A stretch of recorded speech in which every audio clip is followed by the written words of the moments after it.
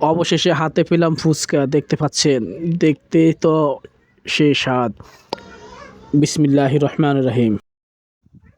দারুণ দারুণ সেই স্বাদ। যারা ফুচকা খান তারা তো অবশ্যই বুঝবেন। দেখতে পাচ্ছেন আপনারা, ফুচকা আসলে সেই স্বাদ হয়েছে। ভাই খুবই কষ্ট করে আমাদের জন্য ফুচকা চটপটি তৈরি করতে আছে। দেখতে পাচ্ছেন, আমি খাবো ফুচকা আর কামাল ভাই খাবে চটপটি, তাই আমাদের জন্য আলাদা আলাদা তৈরি করতে আছে। দেখতে পাচ্ছেন চটপটি তৈরি করতে আছে কামাল ভাইয়ের জন্য। কামাল ভাইয়ের প্রিয় খাবার হচ্ছে চটপটি আর আমার হচ্ছে ফুচকা। তাই দেখতে পাচ্ছেন কিভাবে তৈরি করতে আছে। এইভাবে আর কি আমরা খানা দানা নিয়ে ব্যস্ত থাকি মাঝে মাঝে।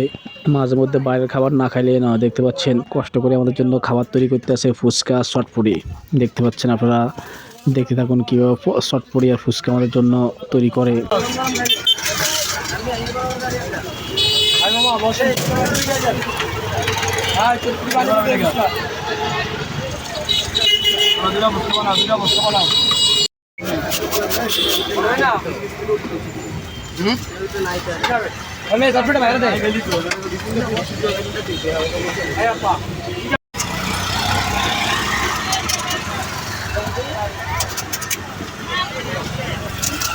মাল বালা করে ঢুকেন দিতে ভাই ভাই মাল ঢুকেন দিতে আলাদা এই আপা এই ভিতরে বটল দিতে পারছেন ভাই পার্সেল লাগলে দুই দিতে পানি করে গেলে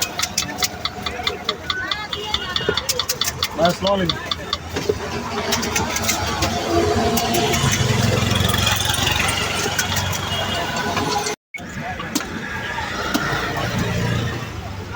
ready ada bos ko ada ada din ada bos ko agada din বসকেলা শেখে আধা ঘন্টা ধরে বসে আছে। ভাই কি টক খাবেন? মিষ্টি জল টক টক জাল টক? হ্যাঁ জাল টক। মিষ্টি টক আছে নাকি? কমাই দিন টক কমাই দিন। জাল টক প্লিজ। চাইন হালাইন না দিছে তো, লেবু দিছে তো।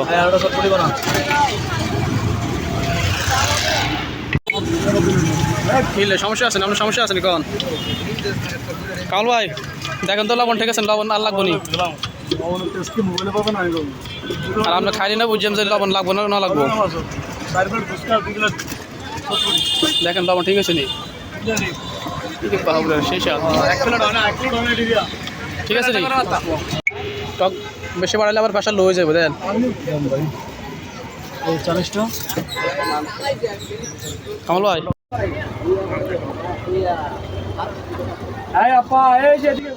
বিসমিল্লাহির রহমানির রহিম। দারুণ দারুণ সেই স্বাদ।